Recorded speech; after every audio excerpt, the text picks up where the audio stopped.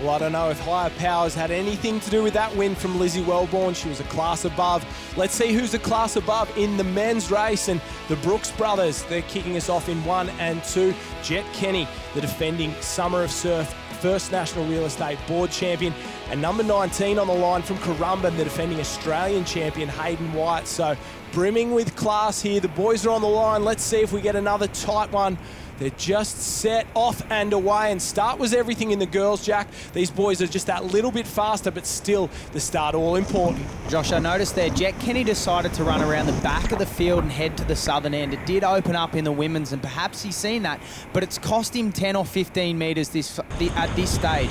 Will he be able to paddle himself back up into the race? One man who's not afraid of tight finishes is Reese Burrows, very experienced, but it is that top side. Hayden White, the defending Australian champion, leads from Luke Cuff, Nick Malcolm and Scott McCartney there in the white cap with the blue star from Coogin. Max Brooks, he's on the other side of the field and doing it a little bit tougher there, trying to get in on the action, and it's White who settles in the lead. Cuff on the inside, Malcolm on the right side, the famous Surfers Paradise blue cap with the yellow star. The rest of the field just filing in behind, and what a start from Hayden White. That is pure class. Well, when we start to talk about that lead group, Josh, none of our top three from last year, who there is one on the screen right now, who pre-qualified, so straight through to the final. Jet Kenny, Will Budd and Reese Burrows are in our top 5 at this stage. Well, let's talk about that. The top 3 from last year's series get automatic qualifications straight into our final. They don't have to go through the heats. They don't have to risk it with the rest of the competitors.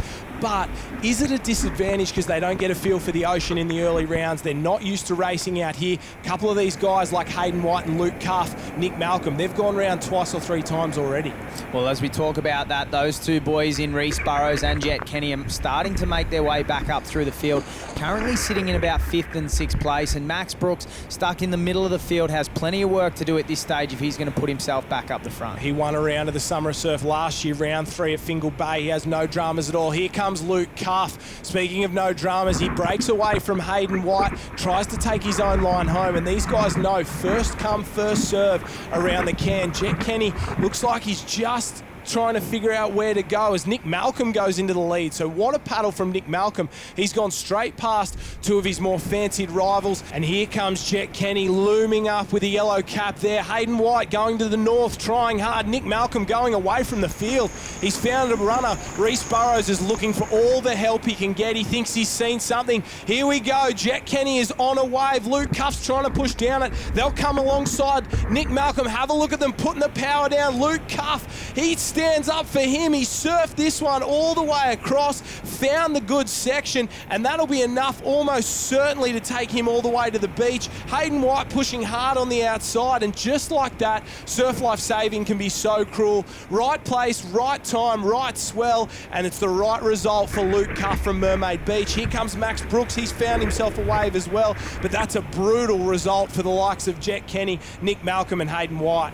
Well, here comes the rest of the pack coming through, Josh. They're coming through thick and fast. There's going to be a fair few on it, and a run up the beach for the minor places. Luke Cuff will have no dramas at all. He gets the win, but here we go. Corey Taylor and Max Brooks have come from nowhere. Up and away. This is the sprint for second place. Max Brooks gets the jump. He'll get there for second. Corey Taylor from Northcliffe third. Hayden White led for a long time. Will finish in 4th. Harrison Stone, Nick Malcolm, Jet Kenny and Scott McCartney, they didn't get what they wanted from Mother Nature, but Luke Cuff, no dramas at all, found a runner, turned it into a wave, turned that into a win, and he'll get maximum points in the First National Real Estate Male Board Final. Yeah, there's some top board paddlers there. I think there was 21 on the line stretching out, and these boys can paddle fast, so yeah, I'm stoked to get a win. Be paddling back fast for the first round of the Ocean Six in the First National Real Estate Board Race.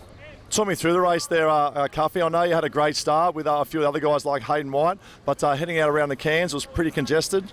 Yeah, that's right. There was Nick Malcolm, Hayden White, some guys really pushing up and boxing each other, and you know there was some fighting going around at the back, and luckily just popped out the top end and took a risk, went to the far side, and it luckily paid off and got a wave all the way to the beach. How was the feeling when you pulled over that wave on your own, knowing that you're waving in front of everyone else? Yeah, look, for me it's pretty rare. I'm always working and I seem to be the back end of these waves rather than the front end, so it's really good to finally pull over. You know, put some good race practice into to racing and some good training out of it as well. And yeah, come in front. It's good.